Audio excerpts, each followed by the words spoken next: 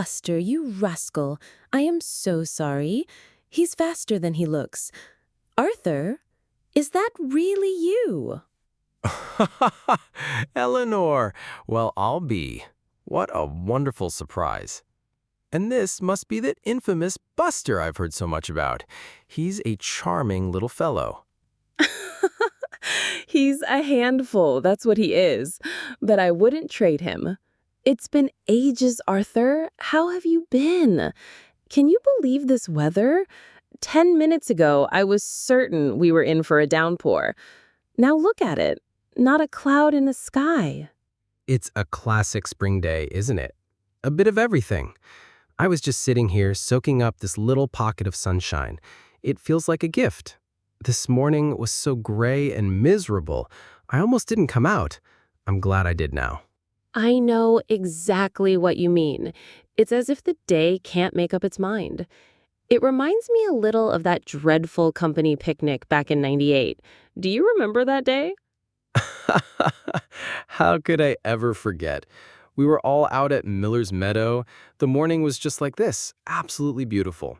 The new director, Mr. Abernathy, was so proud, striding about as if he'd personally arranged the sunshine for the occasion. That's right. He was wearing that awful cream-colored linen suit. He'd just given his welcoming speech, and we'd all laid our blankets out. I had just unpacked my prize-winning potato salad when the sky just turned. It went from brilliant blue to a bruised purple gray in a matter of minutes. I remember the wind picked up first. It whipped the napkins off the tables and sent paper plates flying like frisbees. There was this sudden dramatic drop in temperature. You could feel the electricity in the air, that heavy ozone smell of an impending thunderstorm. And then the hail started. It wasn't just rain. It was chunks of ice the size of marbles. People were screaming, grabbing their children, and scrambling for the flimsy little pavilion. Mr. Abernathy's cream suit was soaked through in an instant, and he looked like a very disappointed, very damp ghost. We all huddled under that pavilion, shoulder to shoulder, while the storm just raged around us. The thunder wasn't a distant rumble. It was a deafening crack right overhead. I remember seeing a bolt of lightning strike that old oak tree on the hill. It was terrifying, but strangely thrilling at the same time. It was. And the rain that followed, it was a deluge. The meadow started to flood, and my potato salad was last seen floating away in its Tupperware container towards the creek. We were stranded there for nearly 2 hours. And in all that chaos, with the wind howling and the rain lashing down, do you remember what old Mrs. Higgins from accounting did? She started a sing-along, singing in the rain of all things. At first, everyone was too cold and miserable, but she had such a determined look on her face that a few people joined in, and then a few more. Before we knew it, the whole pavilion was singing. It was one of the most surreal and heartwarming moments of my 20 years at that library. We were all soaked and shivering, our picnic ruined, but for those few minutes, we were all connected by that ridiculous song and the ridiculous weather. It just goes to show how the weather can shape our memories, doesn't it? A perfectly ordinary day can become unforgettable simply because of a sudden storm. I think that's why we Brits are so obsessed with it. It's a shared experience, a common enemy, and a frequent friend. You're so right. It dictates our moods, our plans, our conversations. Just look at us now. We haven't seen each other in, 3 years? And the first thing we talk about is the weather. But it led us back to a wonderful memory. As if on cue, a dark cloud begins to pass over the sun, and the temperature drops noticeably. A cool wind rustles the leaves above them, and the first few heavy drops of rain begin to fall. And speak of the devil. It seems our little window of sunshine is closing. The day has made up its mind. After all, it seems. Well, that's our cue. Buster is not a fan of the rain. It was so lovely seeing you, Arthur. Truly. We shouldn't let it be so long next time. I agree. Tell you what, there's a lovely little cafe, the Corner Nook, just a 5-minute walk from here. They have excellent coffee and, more importantly, a sturdy roof. Why don't we continue this there? My treat. We can wait out the rain. I would love that. It's far too soon to end this conversation. Lead the way. Arthur stands, opening a large, classic black umbrella. He holds it over both of them as they begin to walk, the rain now falling steadily around them.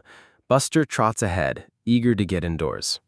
You know, I just read a forecast that said this whole week was supposed to be bright and sunny. Well, that's the English weather for you. The only predictable thing about it is its unpredictability. Now, tell me, does that cafe have scones? A rainy day like this absolutely calls for a good scone. Shall we? You've convinced me. 2 coffees and 2 cherry and almond scones it is. You know, this rain reminds me of my gardening woes. I've been trying to get my new rose bushes to establish themselves, and this all-or-nothing approach the weather has been taking is not helping. Oh, tell me about it. My poor tomato plants are utterly confused. One day they're wilting in a heat wave, the next they're practically drowning. Do you remember when you could almost set your clock by the seasons? Spring was gentle showers, summer was reliably warm, autumn was crisp. It feels so much more erratic now. You've hit the nail on the head. My grandfather, who was a farmer, used to have all these sayings about the weather. Red sky at night, shepherd's delight, and all that. He seemed to be able to predict the week's weather just by looking at the clouds or the way the cows were lying down in the field. I wonder what he'd make of it all now. He'd probably say the cows are permanently bewildered. Oh, these look wonderful. Thank you. She takes a sip of her coffee. You know, that's a poignant thought. I find the unpredictability makes planning anything outdoors feel like a gamble. We were supposed to take my grandchildren to the coast last month. The forecast promised a week of sunshine. We booked a cottage, packed our bags, and of course, it was a complete washout. Gale force winds and relentless horizontal rain. Oh, what a shame. That's so disappointing, especially for the children. It's in those moments I truly resent the weather, when it dashes hopes like that. We tried to make the best of it, of course. Board games, a trip to a damp, musty local museum, but it wasn't the seaside holiday they'd been dreaming of. The youngest, Lily, just stood at the window, staring out at the gray, churning sea, and asked me if the sun was broken. It was a surprisingly profound question. Out of the mouths of babes. It does feel a bit broken, doesn't it? The balance seems off. I was reading an article just the other day about how these extreme weather events are becoming more common. Longer dry spells, more intense downpours. It's not just our imagination. It's certainly not. My cousin lives in Canada, and she tells me about their winters. They used to get feet of snow that would stay all season. Now, she says, they get bizarre thaws in the middle of January, followed by brutal ice storms. It's happening everywhere. It's a bit frightening, to be honest. It is. It makes you feel rather small and helpless. But then he gestures with his scone towards the window, where the rain has begun to lessen slightly, and a sliver of brighter sky is visible on the horizon. Then you get a day like today. It throws everything at you. Gloom, glorious sunshine, a dramatic downpour, and in the middle of it all, a chance meeting with an old friend. It's a reminder that even in the chaos, good things can happen. That's a lovely way to put it, Arthur. And you're right. If it hadn't been for that brief, perfect spell of sunshine, you wouldn't have been in the park. And if it hadn't been for this sudden storm, we wouldn't be sitting here, enjoying these divine scones and catching up properly. Precisely. The weather, for all its faults, brought us here. Perhaps we should be grateful for its fickleness today. I think we should. And speaking of which, look, she points out the window. Is that a patch of blue sky I see? And the rain has almost stopped. They both look out the window. The downpour has softened to a light drizzle, and the dark clouds are beginning to break apart, allowing pale, watery sunlight to filter through. The street outside glistens, freshly washed. Well, I'll be. The fourth act of the day is about to begin. Perhaps a rainbow this time? We've had everything else. We can hope. This has been such a delight, Arthur. We must do it again and not leave it to a chance storm. How about next week? We could try that walk along the canal you always used to talk about. We can check the forecast, but pack for all eventualities just in case. That is a wonderful idea, Eleanor. I'd like that very much. Let's plan on it. Rain or shine. Rain or shine, it's a date. Now, finish your coffee. It looks like the sun might be winning after all, and Buster will be desperate for another run. He's a connoisseur of post-rain scents. And I must confess, so am I. There's an energy in the air after a storm that you don't get at any other time. Shall we? I'll walk you back to the park entrance. That would be lovely. They settle the bill, give a friendly wave to the barista, and Arthur retrieves his now unnecessary umbrella. As he pushes the door open, a wave of fresh, cool air washes over them. Ah, breathe that in. That's the smell of petrichor, the scent of rain on dry earth. It's one of my favorite smells in the entire world. It always feels like the world is breathing a sigh of relief. It smells clean, like all the dust and grime of the city has been washed away, even for a little while. The air itself feels lighter. And oh, listen. They pause on the pavement. The frantic rush of the downpour has been replaced by a gentle symphony of drips.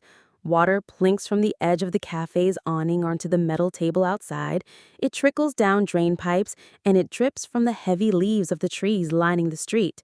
In the distance, a blackbird had started up its bold, melodic song, as if to announce the storm's defeat. The world is coming back to life. The birds are always the first to reclaim the quiet.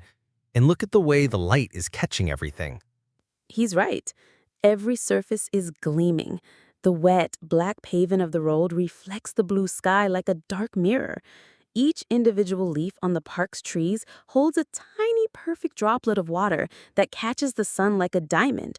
Car roofs are aglim, and even the humble iron railings of the park fence look polished and new. It's as if someone has turned up the saturation on the whole world. Everything looks so much more vivid. The green of the grass looks greener, the red of that postbox. Oh my goodness, Arthur, look. She points towards the sky, away from the sun.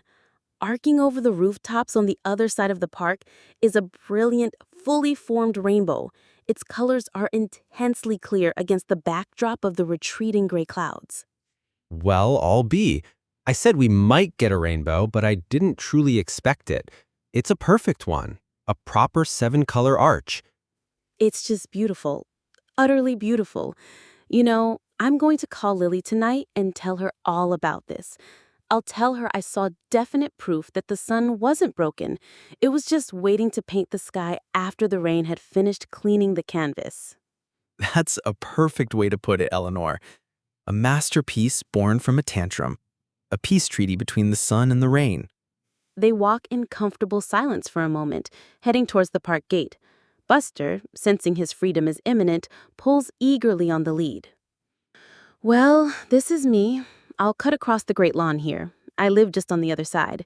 So we're agreed. The canal walk next week? Absolutely. How does Thursday at 10 suit you? We can meet at the lockkeeper's cottage.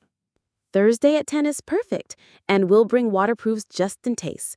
It was so lovely to see you, Arthur.